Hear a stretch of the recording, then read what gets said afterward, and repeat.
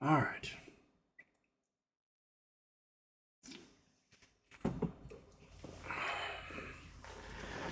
What's happening? What's it going? Oh, I gotta put that in live chat. Put that in live chat. Okay. Scroll up. Close that. Okay, I think we're going. Hi, everyone. Welcome to Houston with a Problem. It is a different Charity Tuesday. We had a pretty rough weekend or a couple of days over here at Casa de Houston's house. Monkey butt. Sunday night, late. I'm a night owl, so like 2 a.m. I let her out for a last little walk, or last little pee in the yard, and she sprinted out in the yard. She always like at nighttime she sprints really hard out into the yard because just in case there might be a deer or something for her to startle. And she sprinted out. She ran off the patio and immediately let out a blood curdling scream that I never want to hear again. I raced out to her and she was spinning in a circle, like staring at her leg. And I finally got her to stop and hold a moment. And it seemed pretty obvious that she had broken her leg. I figured she had stepped in a hole on her way out into the yard and, gopher hold it. But it was dark. It's frosty. I couldn't really see anything. I tried to see if she would be willing to walk, and she was not. So we raced her off to. I raced her off to the emergency vet, where they said, "Yeah, it's broken." And then they started rattling off numbers about what to do, and the emergency vet is crazy expensive. So I was like, I can't. I basically maxed out my credit card and I was trying to get a sibling to wake up to help me, and no one was waking up, and so I made the decision to wait a couple of hours until Monkey's regular vet opens, where the prices are much lower, and some family member would be awake by then in case I needed to pay an insane bill that I just didn't have the cash for. So my little sister met me at the vet. We dropped Monkey off with them, and they were already quoting like X-rays, possible surgery because she's a big she's a larger dog. When they snap those little bones of the fibula and tibia, you may have to like put plates in there, and the numbers were high. It was gonna be a couple of $1,000s, and so we dropped Monkey off. I came home and I was like, I don't have that money at the moment to do that, so I launched a GoFundMe, and shortly after I launched the GoFundMe, I got a call from the vet that Monkey had bone cancer and that there was a big tumor on the bone where her leg broke, and that was like, this is expensive. We'd have to take the leg. Even then, may have metastasized and gone everywhere, and cancer treatment is really expensive. If you can't afford it, she'll have 4 or 5 months, and then that'll be it. Do you want to go do anything, or should I just euthanize her right now? And yeah, that I cried a lot yesterday. Let's just put it that way. I was a blubbering fool, and I went to go on the GoFundMe to post an update, basically that it's cancer, and I don't know. The GoFundMe had been up for like an hour, and we were already past $2,000, which would have been enough to handle the broken leg. $4,000 probably handle leg removal, which is what she needs if she has bone cancer, and it just kept going. We're at something bonkers right now. It's insane. We're at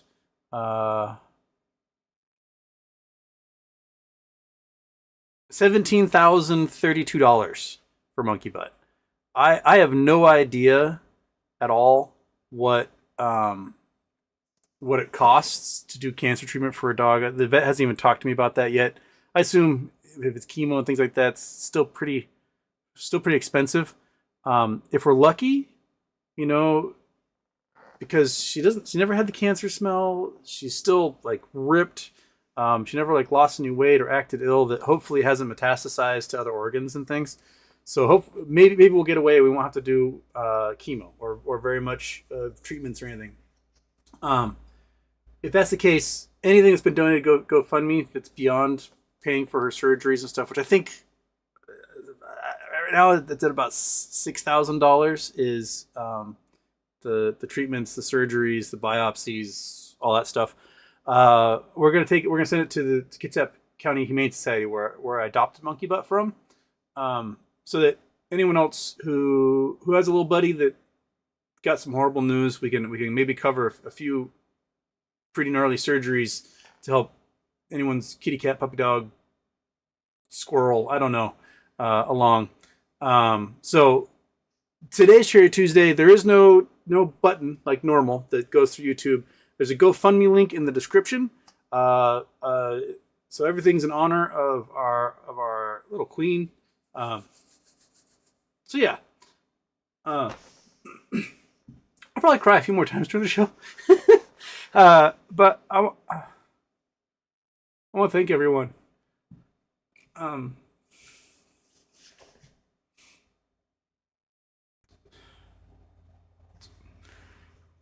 It's meant the world to me. So thank you to everyone who donated. This is the first show I've ever done at home where she's not right there. If I'm able to do some shows later this week, they'll probably be on the laptop. I'll be down in the living room because she'll be kind of limited to where she can hang out until she gets used to having 3 legs. This isn't going to be a super long show. I've got to go pick her up at 5:30 my time, and it is 3:40 or so. So we're going to try and get through, and I just want to thank everybody so much for the outpouring. Monkey Butt crushed Charity Tuesday, and it wasn't even Tuesday yet. The new record is $17,032 or wherever we're at right now. So it's bonkers. It's absolutely bonkers. And thank you so much. And click that donation button. When they've got Monkey's leg in the refrigerator, it sounds really morbid, but they're going to send the leg off to an oncology lab to find out the specific type of cancer it is.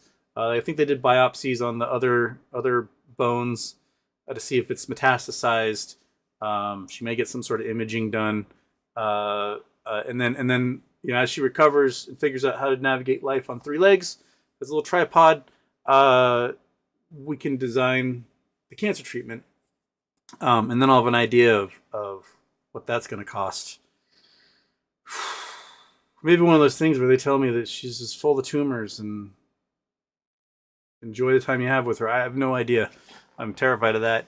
But and when we figure it all out, then we'll do a show at the Kitsap Humane Society or something, and give them a big fat check so that they can help other people who have little fur friends.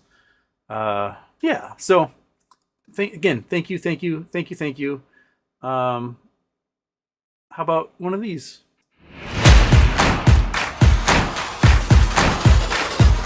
Let's get started.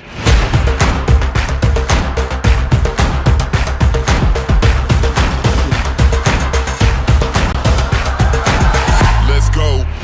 Houston, we have a problem.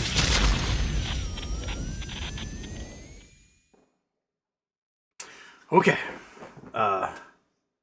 There's an absolute boatload of super chats coming through. So I haven't even talked about. I've read some of the news the last couple of days, but man, I am behind the times. So let's get through some super chats. Then we'll talk about news and whatever else. Ed says, been a long time fan. Love the channel. Sorry about Monkey. This too shall pass. Robot dog leg. Much support. I don't think there's gonna be a robot dog leg. It sounds like they're taking it out at where the hip socket is, just in case it's the cancer had spread along the leg. So she's gonna be just aerodynamic, sleek, shaped kind of like a half a V-berth boat, I think, back there. So we'll know more. I pick her up in a little less than 2 hours. So I've got Danelle had sent me a couple years ago a monkey butt and chalupa Batman shirt. So that is what we are wearing today, in honor of our little furry friend. MS says super chat, thank you. Jigish sent one, thank you. Cameron Mirza, thank you. Thank you. Bill Coyne from Monkey Butt Fun, thank you.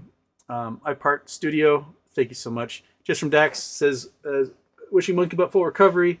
Thank you. Tom Zock E, Tuesday for Monkey Butt. I hope she will get well soon. Stay strong, brother. Cancer is a bitch. I know it from having 2 times leukemia. Maybe not comparable to the animals, but pain is pain. She is such a trooper. Holy smokes. I mean,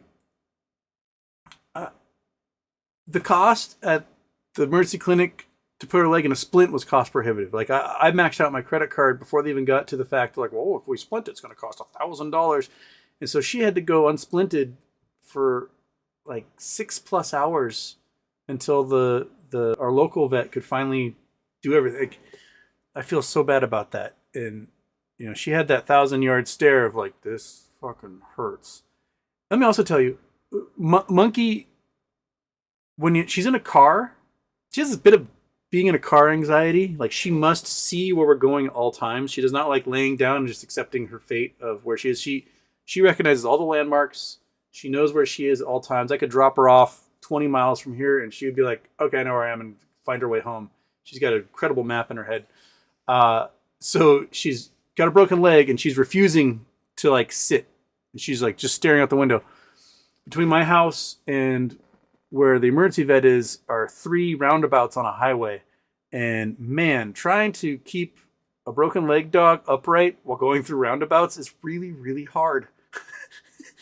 Like at 2:30 in the morning it was fine because there was no traffic, so I could slow to a crawl and get around the roundabout.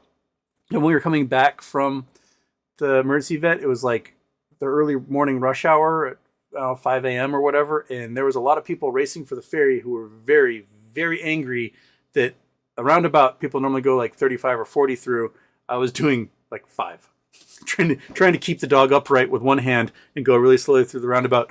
I don't recommend roundabouts when your dog has a broken leg. That's brutal. It's brutal. But thank you, Tom Zock. Dig Dug Doink, no super chat. Our dog cost $20,000 to get treatments for 3 years. Buy your pet's pet insurance. Oh man, it's just the cost is insane. I want to thank everybody for all you've donated. I would not be able to do any of it. It was such a relief mentally that the camera's freaking out. I don't know what's going on. So just sort of it's like putting in an old VHS tape. Like clicking on that and seeing that her surgeries were covered, basically, it was this such a relief. So hopefully soon she'll be back up here, sitting, waiting, giving me side eye like always. Bex, super chats. To add to the GoFundMe, you have given me hope and happiness through dark times. Thank you for all you and Monkey Butt do to be a light to look towards. Thank you. And Chris Taylor, if you have the time and ability, could you kindly update the GoFundMe after you pick up Monkey Butt tonight? I will definitely update the GoFundMe tonight after I pick her up. My guess is she's gonna be stoned out of her mind. She was super stoned last night when I picked her up. She had this like weird, like her mouth was only sort of open, like, and then she just went for hours. And the doc said that the opiates will make her super whiny, and boy did they. The cats were trying to I think the cats totally understood that she was in pain and hurting, and were trying to be like, "Hi, friend," but she was super paranoid. Every time she saw the cat, her eyes just follow it around the room, and she's like, "What the hell is that thing?" And then around 9:30 or so, the wines ended. Monkey Butt herself came back, and she was much more present. I had to wake up at midnight to give her pills. I had to wake up at 3 a.m. again to give her pills. And sometime between 3 a.m. and 7 a.m., she had climbed up we had 2 couches in the living room. She climbed up on one of the couches and fell asleep. So she was Oh, okay. Power through that, buddy. Um, yeah. So we'll give a monkey butt update after I get her in a couple hours here. And Michelle sent a super chat of a rolling avocado pear, rolling pear. Okay. thank you, everyone. Okay. News. The big news that launched just before Monkey Butt destroyed her leg was that a Chinese company, released an AI called DeepSync that has sunk the entire American AI sphere. We've spent, I don't know, $60 billion, $100 billion developing the AI that we have now, which, quite frankly, is terrible. I mean, there are some things it does really well. If you want a picture of, I don't know, a cat dressed as a medieval knight, yeah, we'll do that. Trying to get factual information out of it is pretty poor. It's got a lot of limitations, and it's basically like a text predictor on your phone, like not too far beyond that. And it's cost us tens of billions of dollars to develop the infrastructure. China's version that was released Sunday is better, costs $6 million, and uses way less chips. And so if AI, which, trillions of dollars in market cap right now, depends upon AI needing so many NVIDIA chips, and they're able to do it with like 1/30th, 1/300th the chips, at 1/1000th the cost, maybe it's like 1/10,000th the cost, might be around there, then NVIDIA is toast. They aren't going to need these huge, giant data centers, which means no one needs to buy all those chips, which means that entire NVIDIA Enron fraud scheme, where NVIDIA lends money to a company, the company uses that money to buy chips, who then use those chips as collateral to borrow more money to get more chips. That whole Ponzi scheme is done. So NVIDIA has lost $600 billion in market cap. My guess is it's got a lot further to go. OpenAI's market cap gone. Meta's market cap dying. Google's market cap gone. It's no one's going to use the expensive, awful, inefficient system. And there's already talk in the U.S. government about banning this Chinese tech so that we focus on the American tech, which is a great way to absolutely vaporize your competitiveness. What you need to do is you need to make your own AI just as efficient. Learn from what they did, figure it out for yourself, and not clasp to some sort of antiquated system. This is kind of how the Soviet Union was having issues, right? Soviet Union would come up with, everyone will have this one phone. And then you have hundreds of phones being developed in the free market world that compete with each other, have different things. And everyone in Russia, the Soviet Union, did not want their one phone. They wanted one of the cool phones from elsewhere, right? So you're going to stagnate. Your industry is going to stagnate if you cannot have access to the latest and greatest, because there'll be a black market for it, for the good stuff. If your government ever collapses, the good stuff will flood in and lay everybody off in your industry who have been antiquated for a long time. So, yeah, man, if I hadn't blown my load on that terrible non-options run a couple weeks ago, I would have hoped to have had VIX, and VIX paid off big time for everybody. Other things in the news. Donald Trump is pissing everybody off around the world, which is a great way. He just, infuriate friends and alienate people is an awesome motive.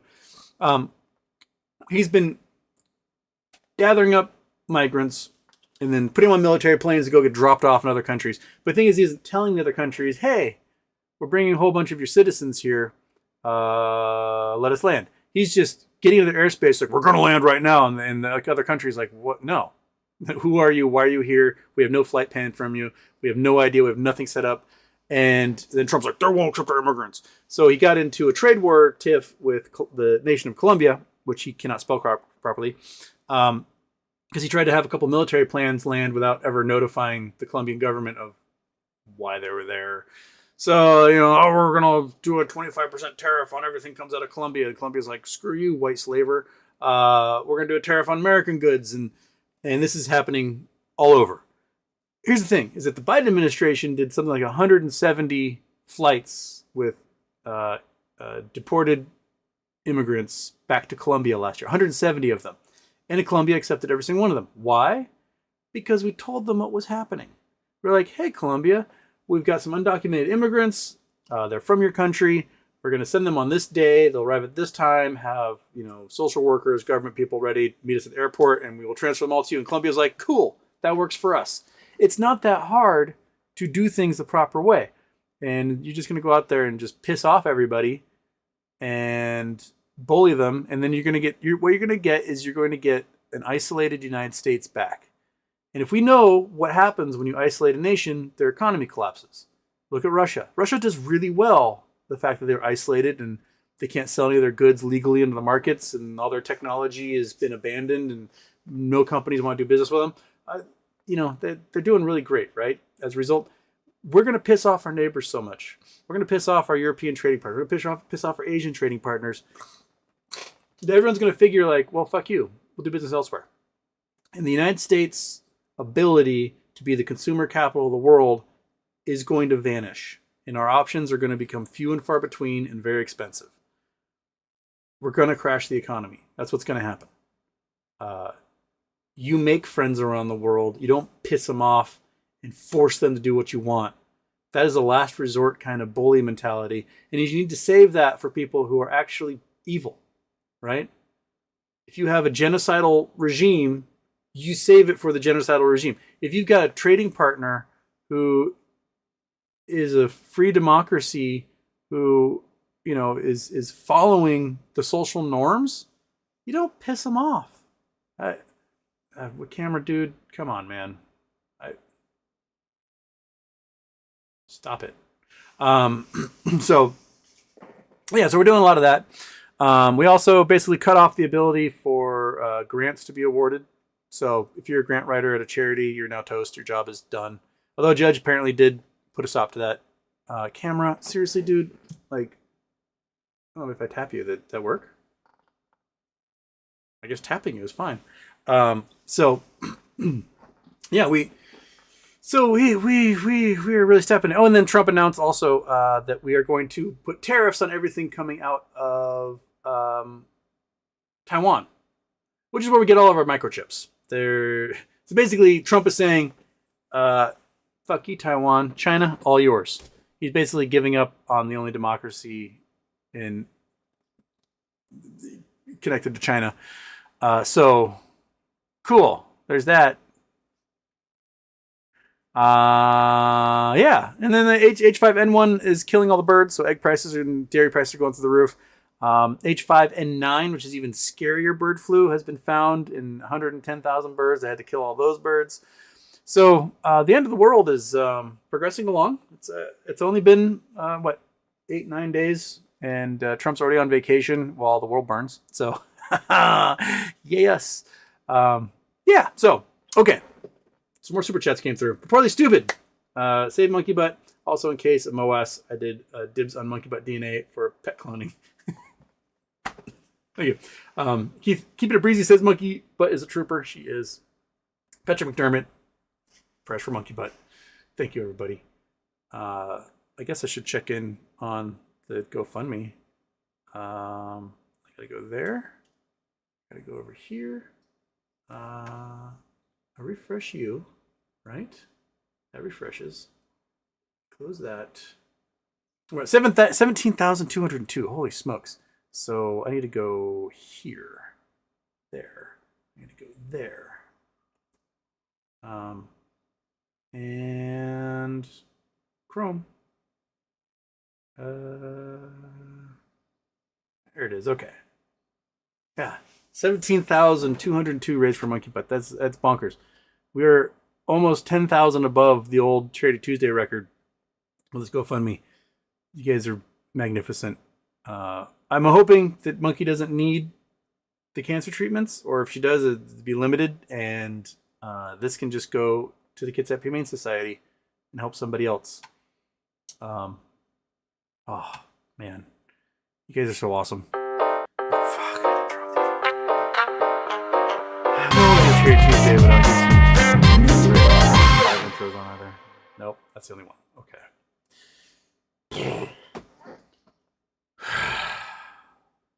Sip of water. Set to your chi.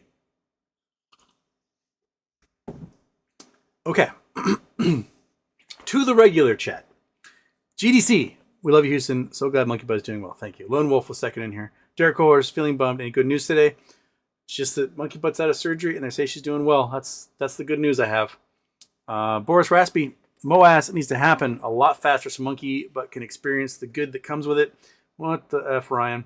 There's been a lot of apes in your situation and worse, shake my head. Yeah, I mean, I know folks who need medical care themselves.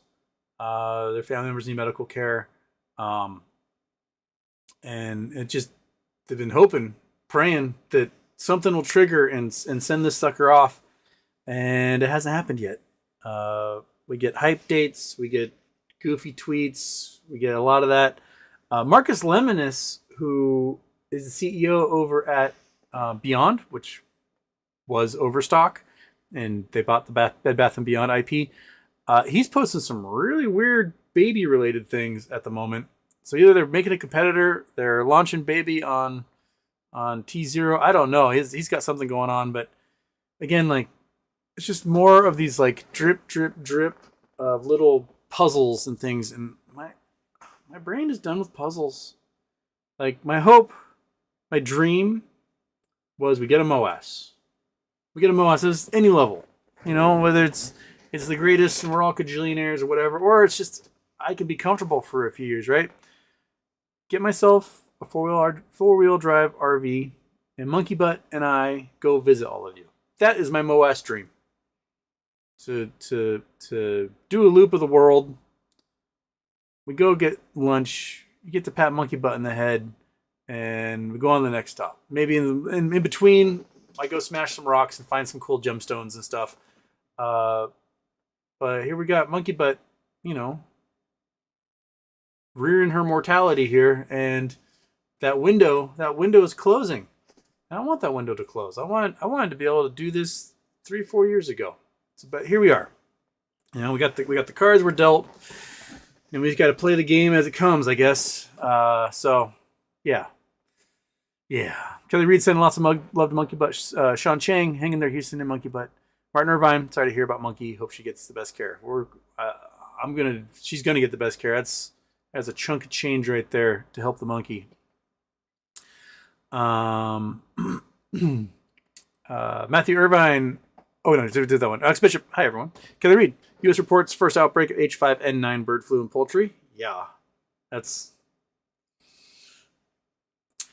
Yay! This is what happens when you fire all the people who keep this stuff at bay. Like, you know, the last 20-30 years, we realized that pushing further and further into the hinterlands, encountering more wildlife, was going to result in more zoonotic diseases making their way into the civilized world. And so we, after SARS, MERS, Ebola, we set up some systems over the last 20 years with people all over the world whose job it was, when there was word of an outbreak of zoonotic virus, to crush it, to absolutely crush it. And in 2019, we fired all those folks. And a huge failing of the Biden administration was to not bring those people and those programs back. That they dropped the ball on that one, big time.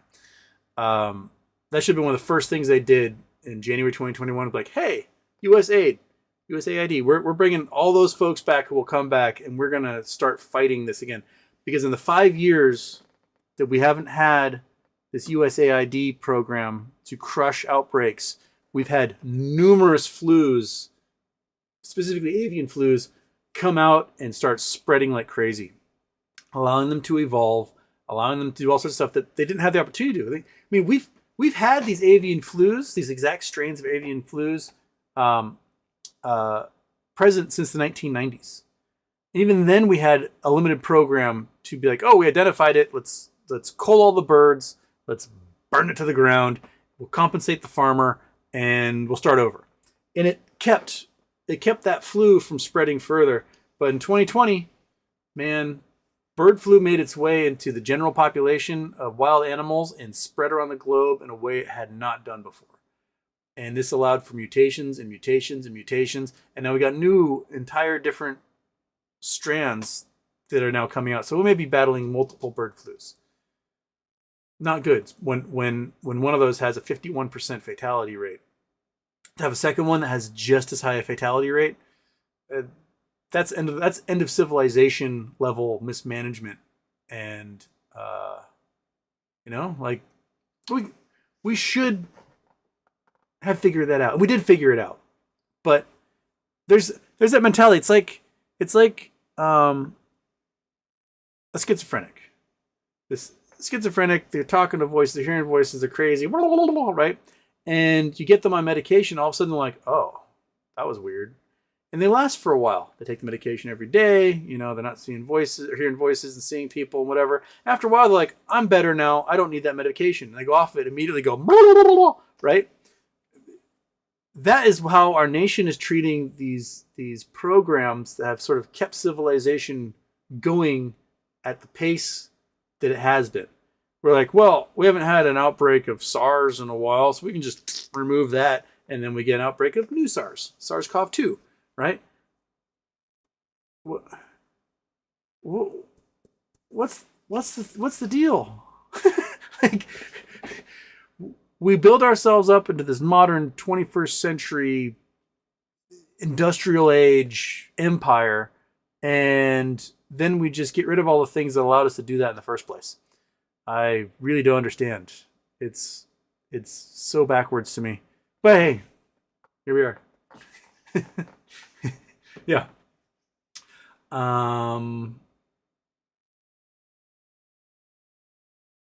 Okay. Patrick McDermott. Oh yeah. Bud Phone for Monkey Butt. Stay strong, man. Thank you. Alexander K for Monkey Butt. Thank you. Mike Housen. Hey, dude. You were loved. You and Monkey Butt don't deserve what happened to you, but you deserve every bit of the support coming your way. Thank you, Mike Hauser. And Karen Mirza, can we talk about Swastika Elon people don't want his products? Swastika Elon should be comma, people don't want his products. Yeah. 30% of Tesla owners are actively trying to get rid of their cars right now. Prices on Teslas are plummeting. This is before the whole Sieg Heil salute thing. Tesla sales were down 53% from in 2024, I believe, down 53%. BYD sells millions of more cars than Tesla does, and their market cap is 1/20th, 1/30th of what Tesla's is. Tesla's Elon's gonna lose this war because he's made his company so unpalatable that people aren't gonna play that game anymore. And for folks who didn't know who Elon was and like, oh, Tesla's modern, hip, and whatever, and they bought the car, now he's ensuring that they know who he is, and in that absolutely ensuring they know who he is turning them off. And the folks who like the Sieg Heil and the swastikas, there's such a small percentage of the population that they're not going to be able to make up for it. And so, what a way to absolutely turn your brand into a toxic thing. Where I live, it's a very left-wing community. There was huge adoption. They're rich, and they're left-leaning. There's a huge adoption of electric vehicles, specifically Teslas. And at one point, I think we had more Teslas per capita than any community in America. It was ridiculous. And you'd drive and you'd see Tesla everywhere. The Teslas are vanishing. I'm seeing fewer and fewer of them. They're being replaced with Rivians and Lucids if people are getting electric cars, and a boatload of Kias and Hyundais. These are people that are like millionaires. Like, they make us look like the poorest peasants in the entire world, and they're buying a Hyundai because they won't buy a Tesla. So, like, that's what he's done. He's alienated his entire market base. We'll see where it goes. I mean, Twitter lost 89% of advertisers in 2023. The revenue dropped 60%, something like that. There's a mountain of debt. Fidelity and others are trying to sell that debt at a crazy price at like 95% of the paper, which, you know, if Twitter isn't making revenue enough to even cover the interest on those bonds, why do you think you can sell that stuff? It's $13 billion in debt. They're trying to sell it for like $12.5 billion. No one's buying that, dude. They're not going to buy it, especially when Fidelity's own reports last year had Twitter worth $6 billion. After paying $38 billion for it, it's now worth $6 billion.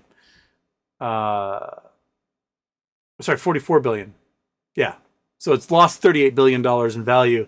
And yet they're trying to sell the debt for like 95% of what it says on paper. No, they're not.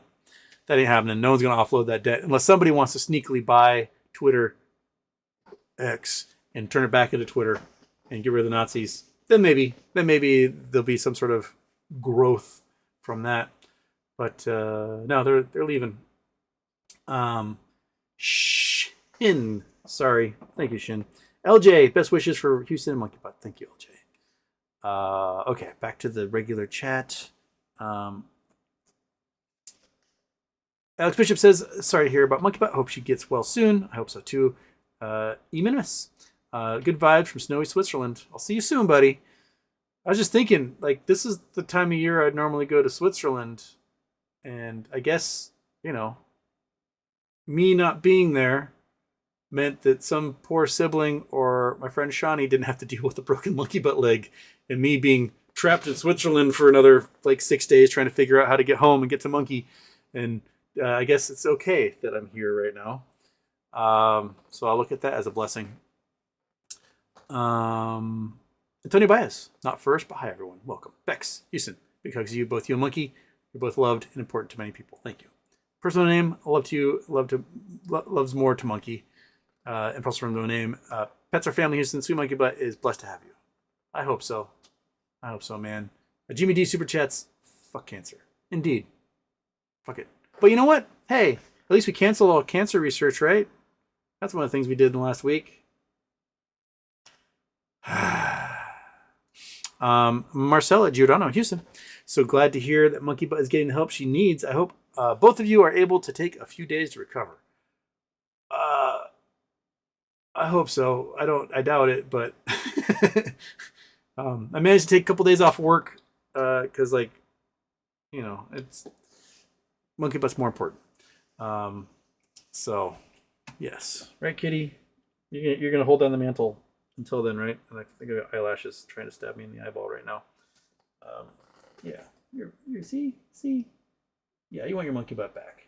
This little guy sat by her all night long.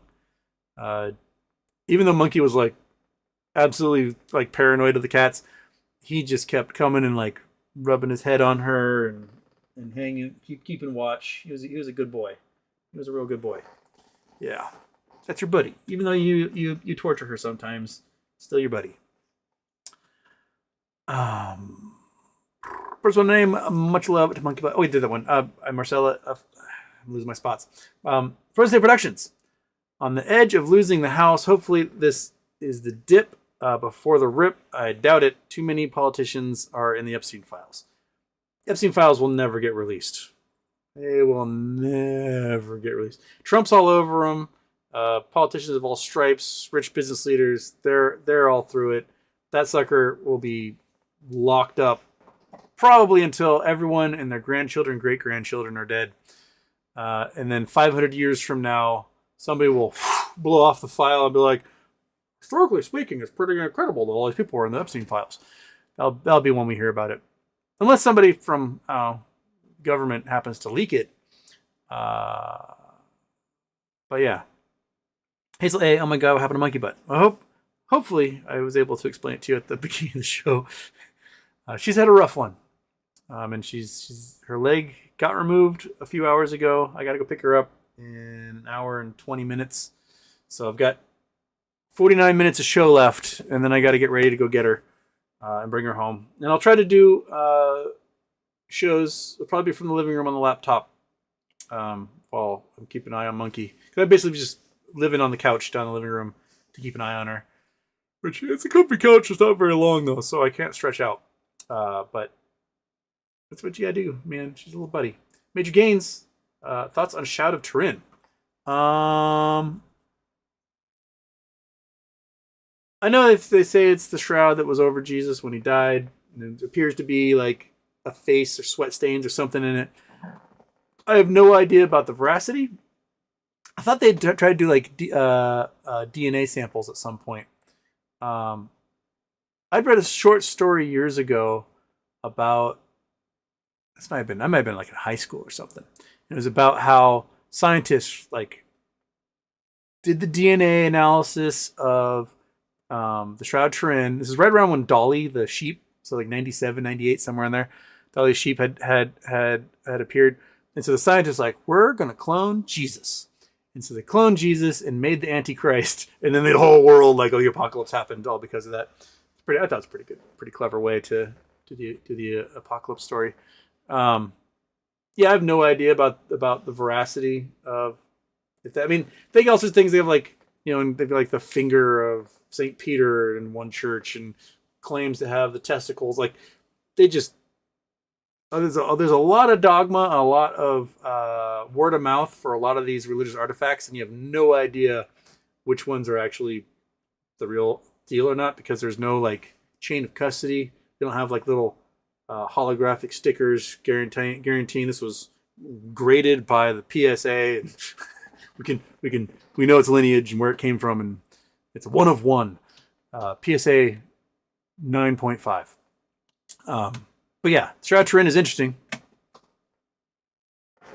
Whether it's real or not, I have no idea.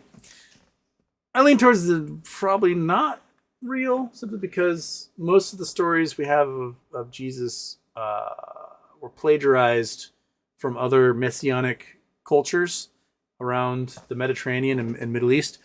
And that there's actually no physical record of him existing.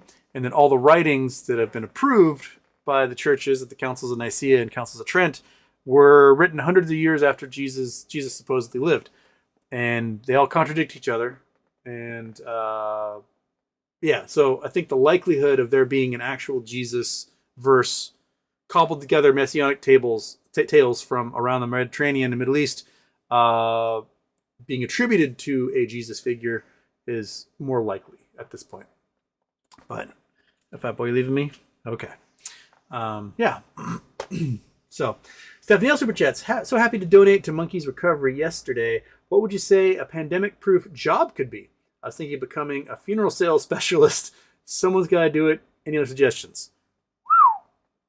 Yeah. I mean, during COVID, I had seriously looked up on like Alibaba about buying a cremation machine. I know it's really morbid, but I was like, well, we're looking at 1 million to 2 million more deaths than normal. Business would literally be booming.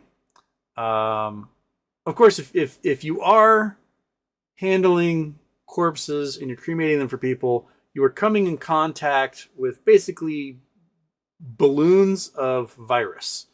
So you're gonna be dressed up like you're in the movie Outbreak, in Tyvek suits and everything as you do that. And that itself, I don't think I'm of the constitution to be around that many dead bodies. I don't think I could actually do it. In theory, like, hey, we're gonna go into I got a market to exploit. For someone who could handle it, more power to you. I don't think I'm of the disposition where I could actually do that. So if any of you are of a stronger constitution than I am, I just imagine me in my Tyvek suit trying to cremate people, and I'm just crying so hard, everything's fogging up, and I can't see anything, and I'm just end up being this blubbering thing in the corner, and just more corpses are being delivered, and I can't do my job, and it's not for me. I don't think I could do that. But yeah, Stephanie, probably being a funeral sales specialist, probably something you could do at home. Something you could do on Zoom. You don't actually have to be on location. You just field the phone calls.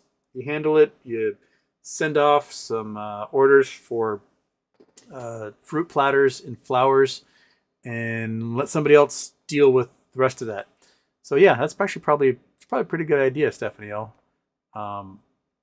At some point, if a pandemic gets bad enough, funerals don't happen. So that's also something to look at. That they basically everything's so shut down, so locked down that they just, like what happened in New York. They just digging trenches and just putting bodies in the trench. Happened during COVID. It happened in the 1918 flu. It happened during the plagues. So there's a point where there may be memorials held later in remembrance, but when the actual event happens, it's just sort of a pauper's grave, and it's really, really, really, really morbid and awful. So, yay, we got so many happy topics. Woo! Man. Okay. Logic Cruel. Is incredible to see this community come together as they did in support of man's best friend. Truly heartwarming. Thank you, Logic Cruel. Where are we? Where are we at the monkey butt? We're at $17,222 raised. Whew. Man, that's bonkers.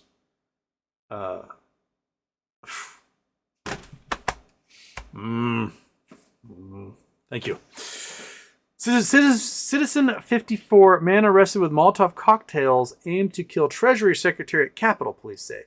Another citizen pushed to the brink. This will only escalate in the coming months. Article posted to sub. I had not read that yet.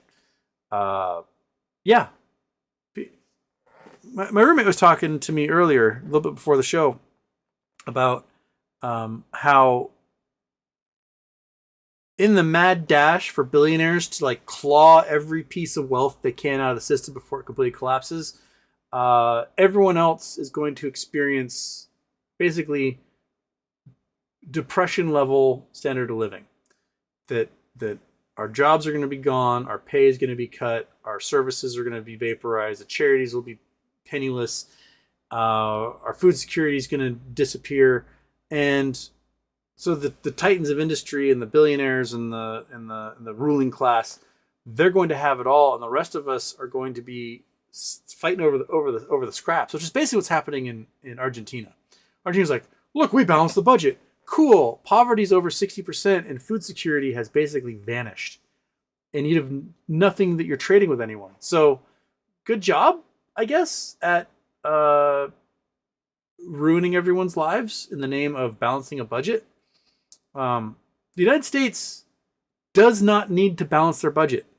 Anyone who tells you we need to balance their budget is insane. We have a modern monetary system where we can literally print money. We can just print money. And you know what? That printing money, we sell bonds to back that money, right? And those bonds are the foundation of the entire global economy. If you are at a pension fund, a hedge fund, an investment bank, sovereign wealth fund, retirement plan, you're getting T-bills. And if you're making any plays, you have to use T-bills as collateral to make any other plays, to borrow money, do whatever. They want T-bills because that is the government will pay for it because they can just print money whenever they want, and we're cool. And so if you make a system where we're not producing T-bills, right, then all of a sudden the basis for the foundation, that like the basement that the entire world economy is built upon, has to go to something else that has a much higher volatility, which shakes to the core the entire system. So if you're going to be like, we're going to cut government so much that we're going to have any more debt, cool. What are we going to do about all the funds that require T-bills to do anything? What are we going to move to? I mean, if our financial institutions like Citadel have junk bond status on their bonds, whose debt are we going to use as that foundation? Everyone else is so suspect. I mean, they might be raking in the billions, but they're all doing weird things with their reporting and revenue streams, and they're hiding massive amounts of liability and debt. commercial real estate isn't worth shit. Residential real estate is at the lowest sales ever since we recorded anything, which started in the 1960s. Interest rates are insane. People can't get approved for loans. So what are you going to use as this basis? Are you going to use German debt? Probably not. There's not enough of it to go around, right? Canadian debt? Not enough of it to go around. Japanese debt? Not enough of it to go around. They use US debt because there is so much of it, they can easily be distributed to all these funds, and we're guaranteed to pay it as long as we raise the debt ceiling every time.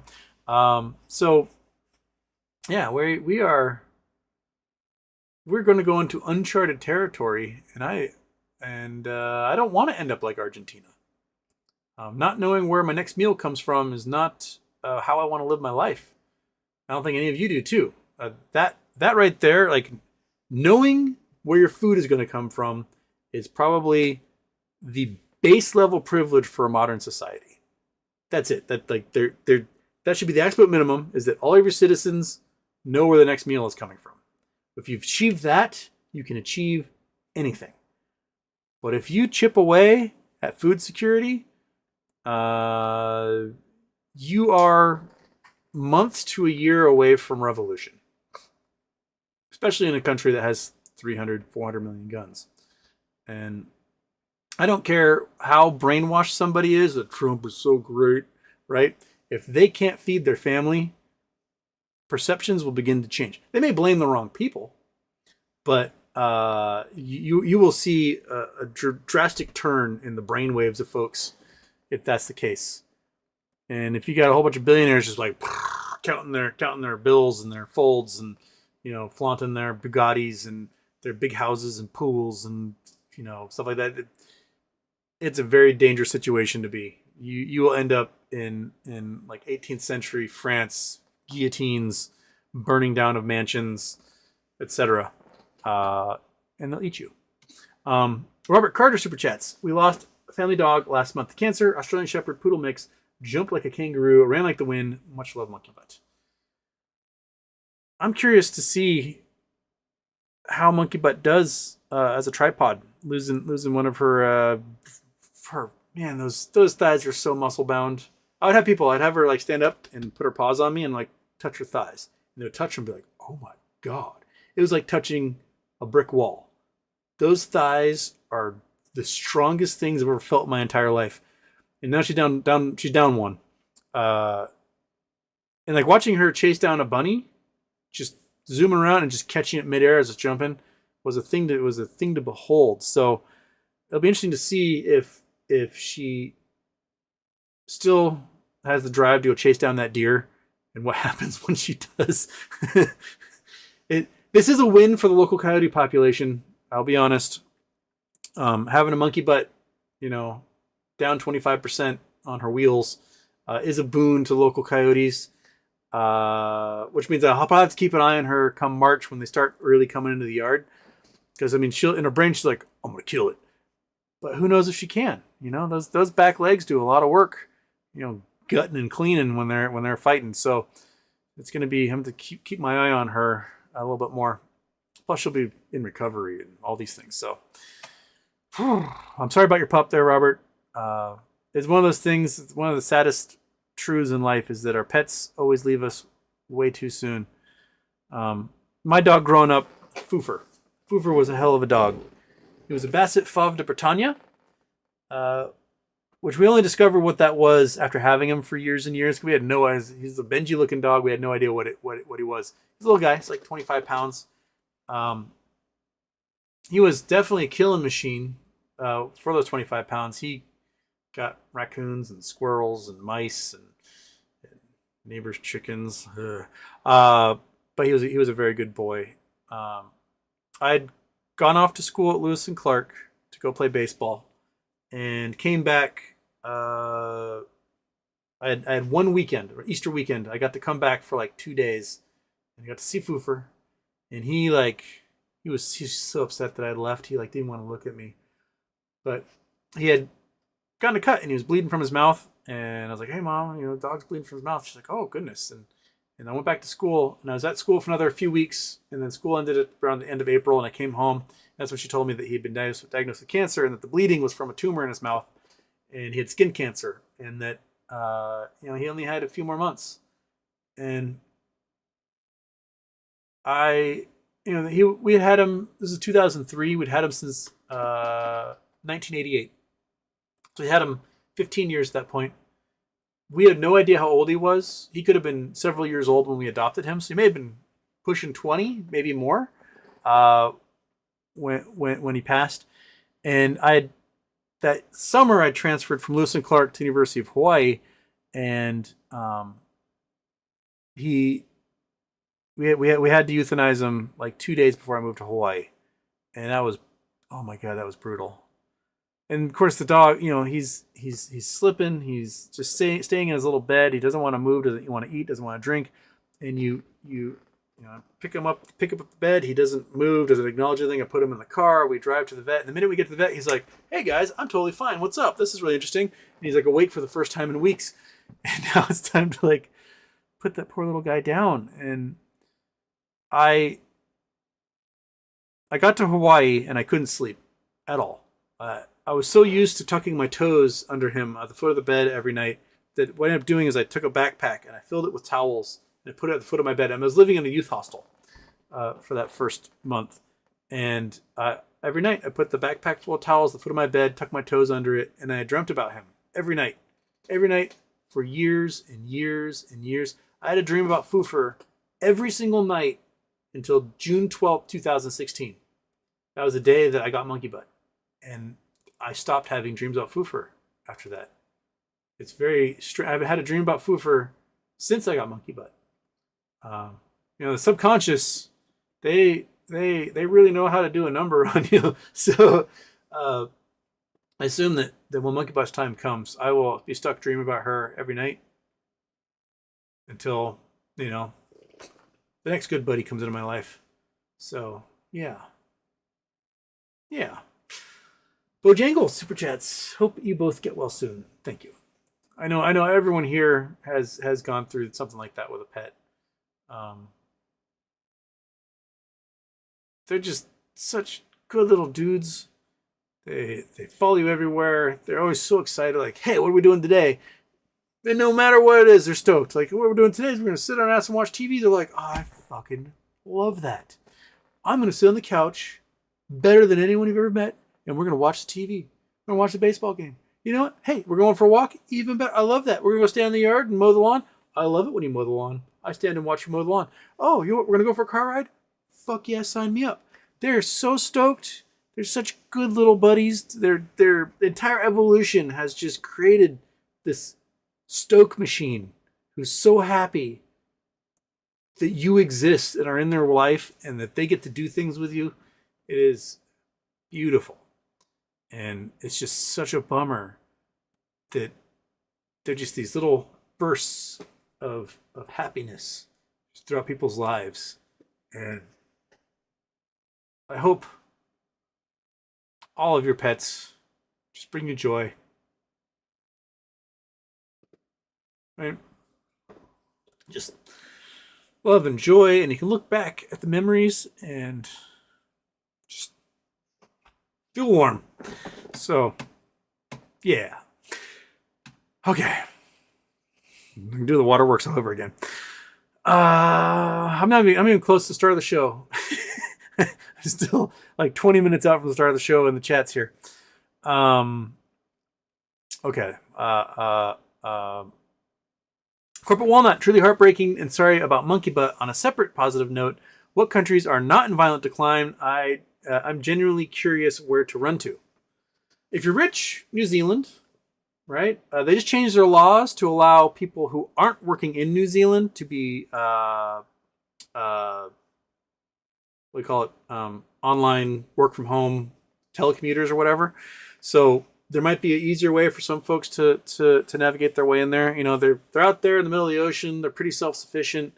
At least they don't have to worry about food supply for a small population nation. I would hope that EU nations would somehow be able to band together and get through whatever's coming next. Although there are some very strong movements, very far right movements in several nations that have ties to Putin, and they're like a cancer wanting to eat away. Hungary is one of them. The German AfD party is trying to make huge gains, and Elon's trying to help them out. AfD party, by the way, is the former Nazi party. They just can't call themselves Nazis because that's illegal, but that's what they are. We've got similar far-right movements that have had success in places like Austria. Le Pen's party trying to make gains and getting pretty close in France.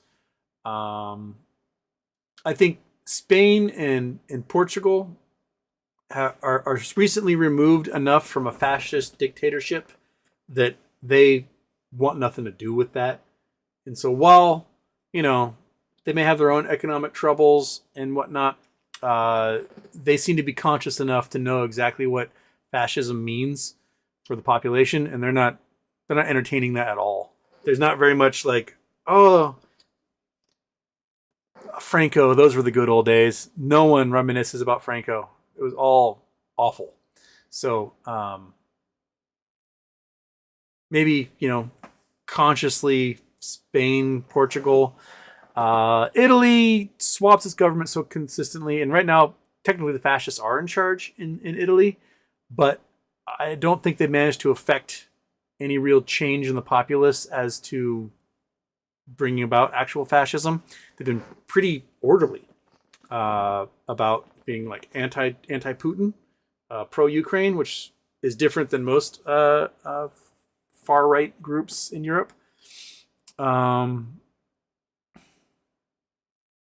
don't know, like, if you look to Asia, Japan needs people. Houses are cheap. Although when you buy the cheap houses, there might not be any services. I'd be like, oh, I got this house for $15,000.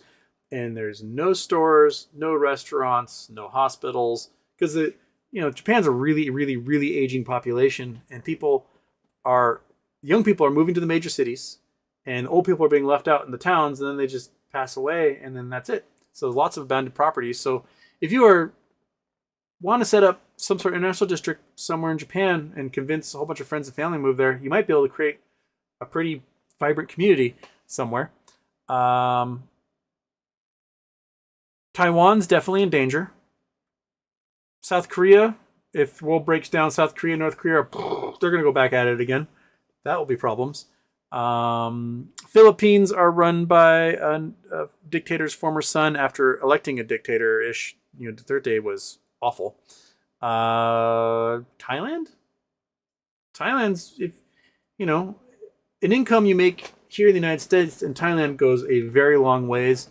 You can get the most luxurious condo in the entire world, apartment, whatever. You can pay $1,000 a month, and you will live like a god on that money in a luxury condominium. The place has a spa and workout facilities and movie theaters and, 7 pools. You can live really, really well.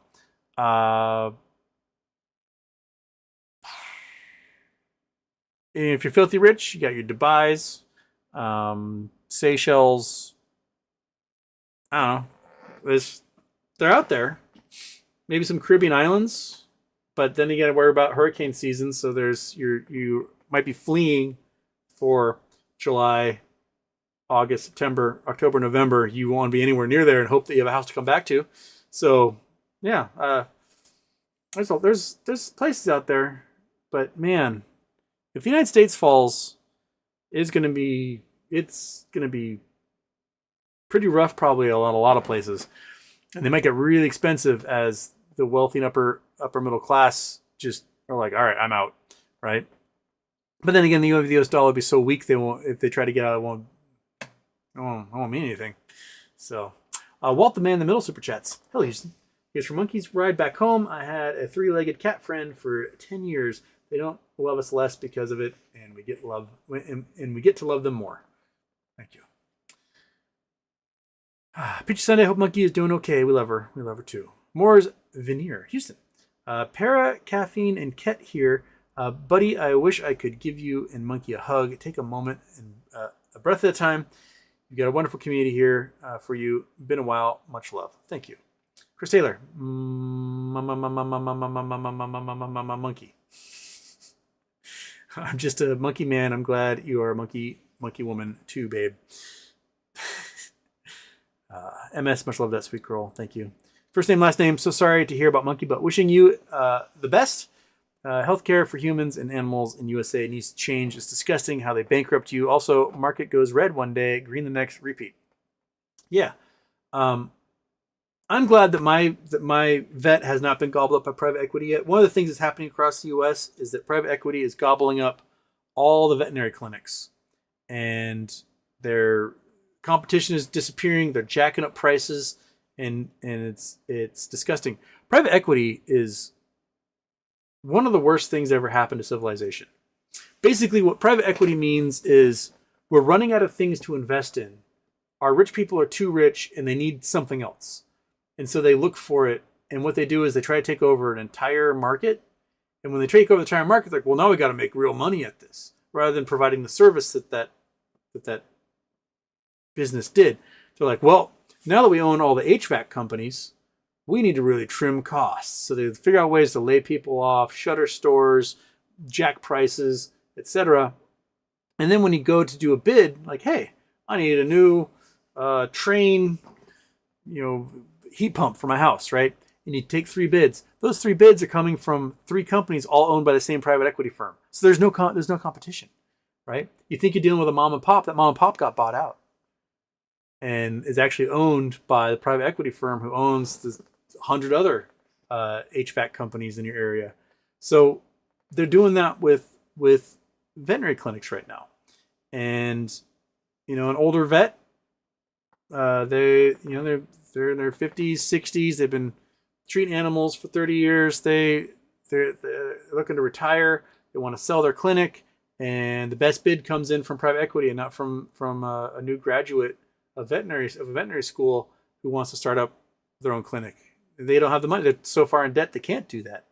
So private equity ends up buying out the clinic, hiring the new vet at a terrible price, and going from there. Yeah, we do it so wrong in this country. And when you remove folks from the benefits of the economy, and so it only benefits a few billionaires, those billionaires end up getting more and more cash and don't have anywhere to put it, right? They've bought all the bonds, they bought all the tech stocks, they bought all the, index funds and whatever, and they got more cash. They're like, well, what do we do? Well, let's just make a private equity firm and we'll figure it out from there. And then it just bleeds into the economy, and you end up with just Red Lobsters closing, KB Toy Hobbies vanishing, mom and pop shops disappearing. It's rough, man. We need to do better. KYP, praying for Monkey Butt and you. We love the old girl. Thank you, KYP. Okay. JL 2023, you're a good man, Houston, and Monkey Butt, good dog. Get well soon, Monkey Butt. Thank you. Man, I got 20 minutes and then I got to shut the show for a day. Titleist says go monkey. Go monkey. Artemis, show hasn't started, so I haven't cried yet. I'm sure that'll change soon. But I wanted to ask your thoughts on moving to Italy. I'm an EU citizen and lived there when I was a kid. Don't know much else. Something that came across my Facebook feed last week that was, mansion somewhere in Europe that was for sale. Big castle or whatever. And, you see a castle, you see, 200,000 euros? What? And you click on it and you go through it and you're like, that this castle probably needs $1 million worth of renovations, fix the roof or whatever. But still, it's like cool to look at. Like, hey, you can get a castle on 1,000 acres for $700,000 or whatever. This has resulted in my advertising feed on social media being nothing but large estates for sale across Europe. Some of the most bonkers ones are Italy. We've all heard the €1 houses in places around Italy, in these little dying towns. You buy the house for €1 and you get some grants, and you even get paid by some towns to live there and fix up the house because they're trying to rejuvenate these communities that have had a youthful exodus. But there are serious mansions.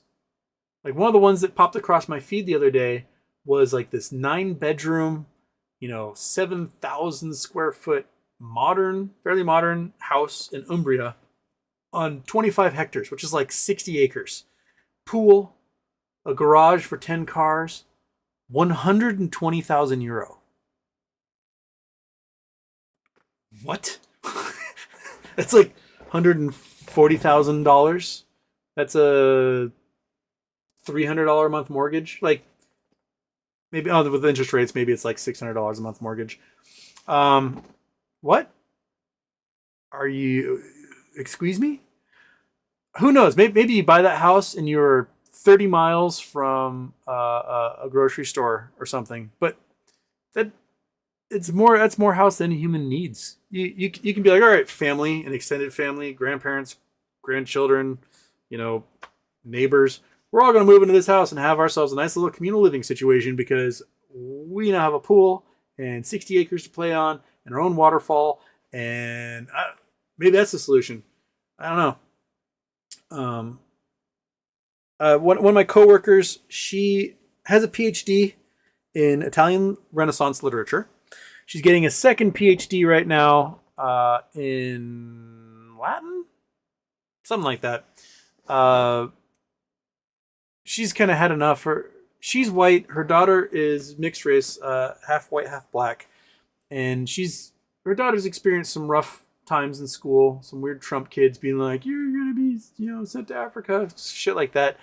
And she's like, she's got okay savings. She's got a couple $100,000 saved. Her house, she owns her house or most of it. Her equity is probably at several $100,000, $500,000-600,000, and she's like, I'm thinking of selling everything and buying a house in Sicily, and she can buy a comparable house to her one here for like 30,000 euro.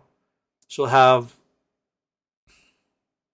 $700,000-800,000 after that to live off of, right? And you get in certain towns in Italy where a coffee is €1, a slice of pizza is €1, a drink's €1. So like you could eat out every day, have magnificent Italian food on like $15 a day and live like a king.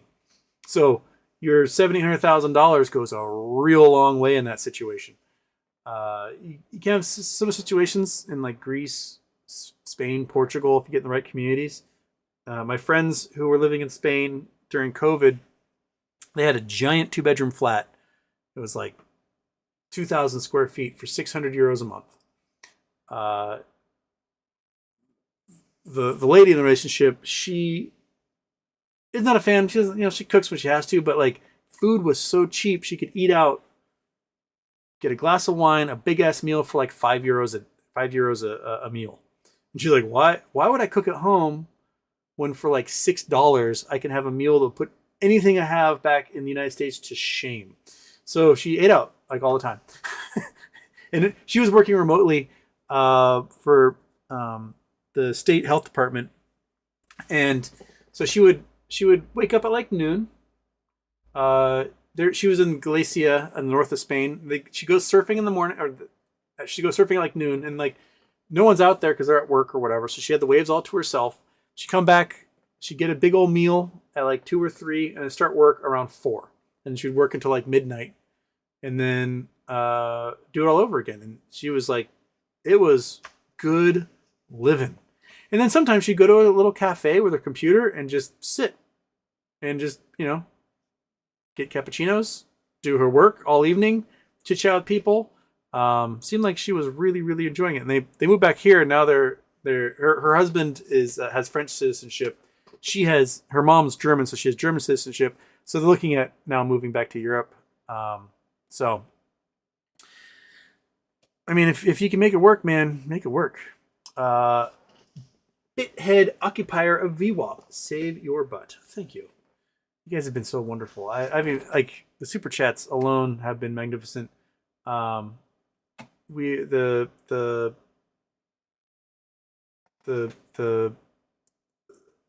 GoFundMe, we're at $17,257.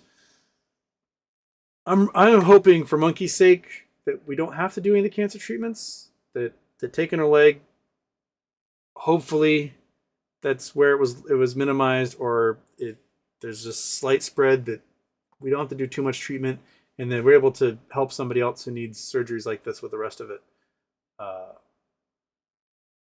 When it comes time to donate, I'll see if I can do a show at the Kitsap County Humane Society, and we can hang out and talk about humane societies in general, what they do for pets and everyone, and we can maybe meet some of the puppies and kittens. That seems kind of fun. I think Monkey would enjoy that. A little three-legged monkey come and hang out with the puppies and kittens. I like that idea. I think that'd be a good one. Ace Ventura super chats. Hi, Houston. Can you please explain if Hitler is bad? They don't teach CRT in my school.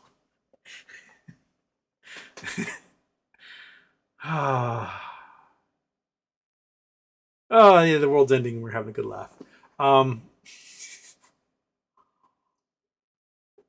Hitler, who's to say he was actually a Nazi? I mean, really? Like, could you? Maybe we're just like putting a little bit too much on him, like a little bit too much assumptions. Maybe he's like on the spectrum or something. Yeah, Elon does the Nazi salute. Oh no, he was just trying to open his heart to everybody. And then video comes out of him being like opening his heart to people. And then the next day, he's doing that. Remember that Macintosh commercial from the Super Bowl from years ago, where it's like this fascist regime, and the guy throws the hammer through the screen. He's at the AFD rally where it looks exactly like that, trying to help a Nazi party win election in Germany. Like, no, he's not a Nazi. He's just doing all the Nazi things. I saw a clip from some roundtable show from I think yesterday, and the guy was trying to defend Elon Musk and saying that no, he wasn't doing a Nazi salute, and this lady was like, well, okay, then do it right now. Do what he did right now. Do it. Go ahead. Do his little open heart thing on national television for everyone to see. And the guy wouldn't do it. That right there is proof enough that they know exactly what Elon was doing. And Elon's little Nazi jokes he's posting all over the internet it means exactly, he knows exactly what he was doing. So again, I don't need to go on a long rant about it. Just there's no need for anybody to twist themselves into a pretzel to somehow legitimize abhorrent actions. You don't have to do it. You don't have to be like, oh, he's on the spectrum. No, you don't have to do that. He's a grown-ass man. He knows what he's doing. He premeditated it. He knows. So you can just accept that reality and go, maybe I shouldn't be devoting my entire life to that type of person. And if you are the person who's going to twist themselves into a pretzel to somehow justify it, screw you. There we go. Okay.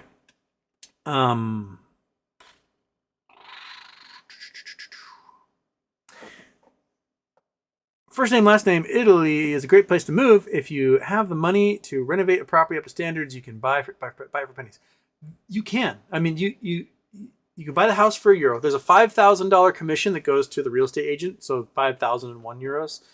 Some of these towns, you get huge grants. You can get like a $50,000, $100,000 in grants just to renovate the home so it becomes livable. Some of the towns, they'll pay you like 30,000 euros a year just to live there so that they have bodies in that town. So it's, I've thought about it. I, moved to some little burg in Italy. They pay me 30,000 euros to live there, and then I can do a YouTube show from there. I can live okay on that.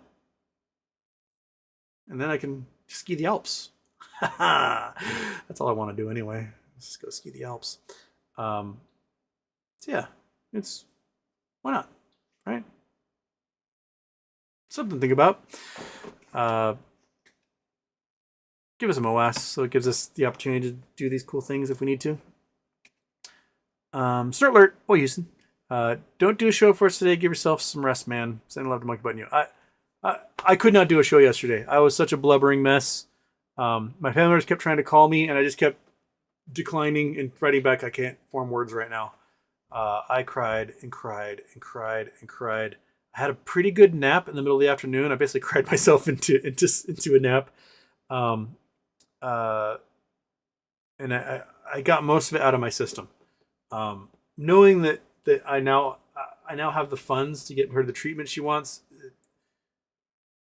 took that, I don't know if it was guilt at not having the funds to give her the life that she deserves, or just sadness in like a this is the end type thing. But your folks' donations have given me just such warmth and hope for that little buddy. I thank you. I will not be able to thank you enough ever for what you've done. And it's not just you. I mean, Monkey is a celebrity here on Bainbridge. Everyone knows who she is. We go through town several times a week. She gets treats from all the shops. Strangers know who she is, and they don't know who I am. Like, oh, you must be Monkey Butt's dad. I'm like, yeah. How do you know her? Like, it's when she ran off on 4th of July from the fireworks, and we found her the next day. The day after that was what's called the Rotary Auction, and it's this giant garage sale that raises money for the local Rotary Club. And I went to that, and I'm talking 2,000 people, maybe more, stopped me, and they're like, "I'm so glad the Monkey Butt is safe." And I'm like, "Who are you? How do you know Monkey Butt?" "Oh, I follow her on the internet. I follow her Instagram, or what, like." "Oh, you know, my daughter works at such and such shop, and all she talks about is how Monkey Butt's the most gentlest treat taker in the entire world, and such a lovely lady."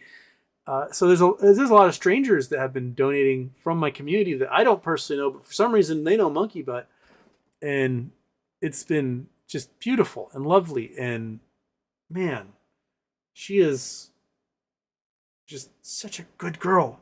She's such a good girl. And most of the time you guys see her, she's just like, "Well, I'll just sleep while Houston talks to a wall." And you don't really get to see her when we go out. You know, in September, we did like a 27-mile walk just a few months ago. And I'm sure we're not going to be able to do those giant walks anymore, where I leave my house, I walk to the ferry, get on the ferry, pick a direction in Seattle, just walk until something smells good and we eat, and then we walk back.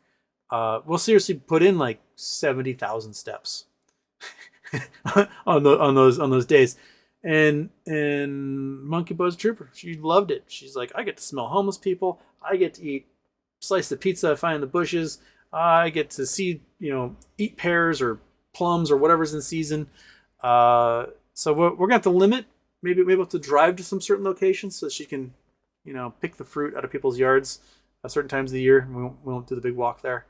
But man, I tell my roommate, the first big walk I took her on. So I'd had her for maybe 2 months. This is like August 2015, maybe only a month. Maybe it was like July 2015. We were doing a big walk. I was like, you know what? Let's see how far you can go. I know this walk was probably over 20 miles, and we walked from the ferry terminal in Seattle north through Ballard, past that to Green Lake to go to a friend's barbecue, and walk back. And we were in the middle of the city in a random spot, and this Porsche 911 flew past, and I just heard "Monkey Butt" as I drove by. And I, to this day, have no idea who that person is, why they knew her name already, like me only having her for 2 months in the middle of a major metropolitan area. She's a little celebrity. And so that part from the community has been absolutely wonderful. And yeah, attaining oneness, super chats. Monkey Butt is an incredible dog. Any update? I hope you, Monkey Butt, will sail through this moment in time. Also, FOMD causing BS, such not a power grab test. Oh, hey, buddy, you're back. So Monkey had her surgery this morning to remove her leg. The leg's in a refrigerator, waiting to go to an oncology lab to tell us what kind of cancer it is and design a treatment plan. I think they did biopsies in some of the other bones to see if it had spread anywhere. And maybe they're doing some imaging. I have no idea. So basically, they have her on like a pain drip, which probably is ending about now because they want us to pick her up at 5:30. So I got a few more minutes before I've got a sibling to come get me, because the little BMW convertible is not good for transporting the dog. So my sister has a station wagon, so we've been using that to get back and forth. So yeah, that's the update. I'll have her home in maybe an hour or so. Basically, I'll be living in the living room on the couch while she recovers, and I've got to wake up every few hours and give her whatever pills she needs. Hopefully she'll move a little better. Not having that big broken wing on her. That'll be good, right, buddy? Right? With all the goobers you have on you. Oh, you can't wait for your buddy to come back. Oh, yeah, get it. You do the chomping? Oh, chomp on something. Chomp on something. Oh, you can't handle it. The butt scratches makes your brain turn off. Oh, there we go. So yeah, that's coming. Thank you. I'm still not even to the start of the show in the chat here. I've got 3 minutes left. Charles Brown says, "Monkey butt blessings." Thank you. The filthiness. The university I work at is apoplectic over the federal funds freeze. This is going to hit higher ed hard.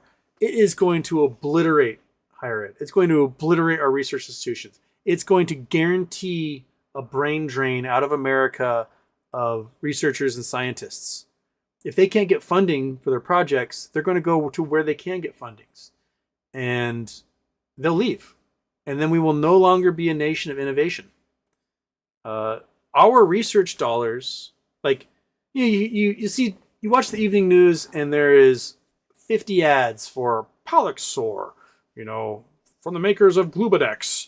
And then they go through some sort of drug they're trying to sell to old people. Either you pee too much, don't pee enough, can't get an erection, or bipolar, whatever. Like, these drug ads are what fund our local evening news everywhere in the country.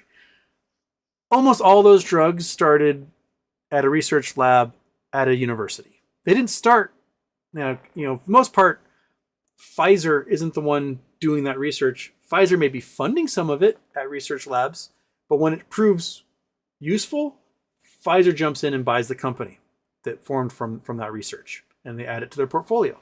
And that's mostly what these big companies do. We will lose the race for finding cures to illness.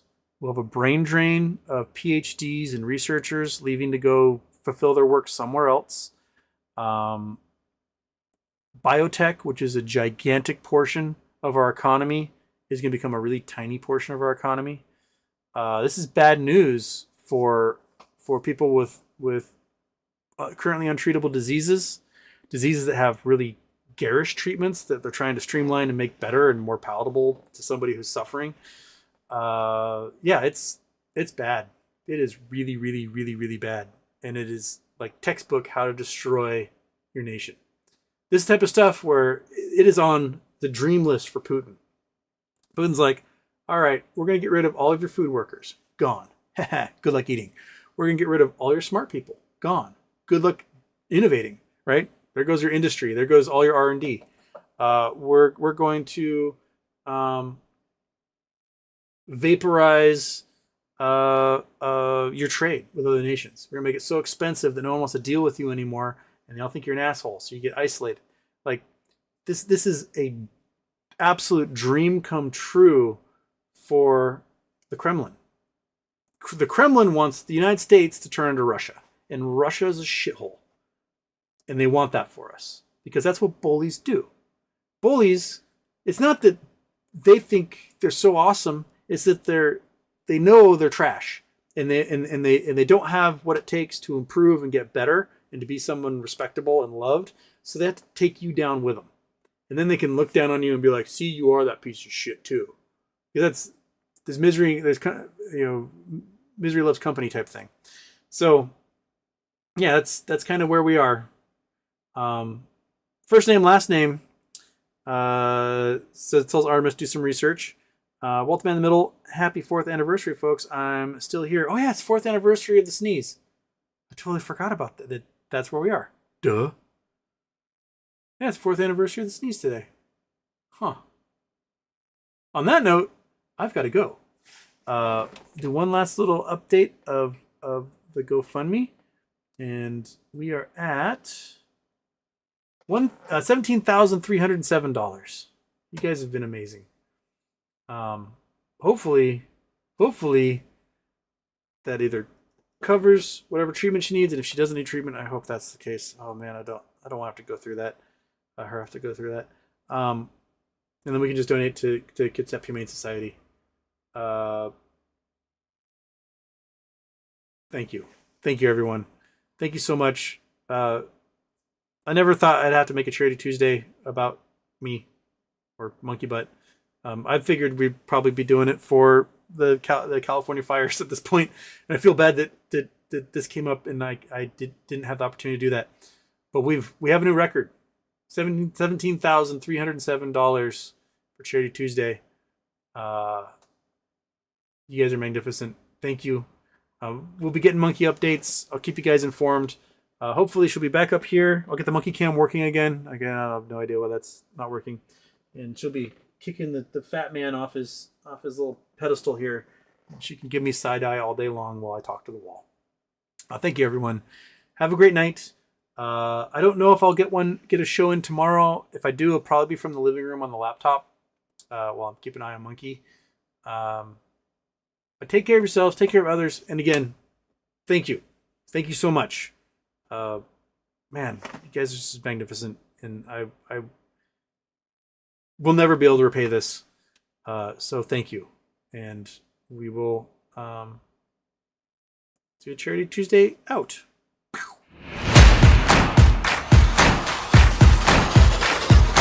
Let's get started.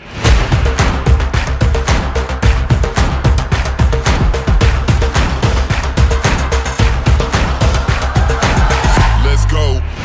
Houston, we have a problem.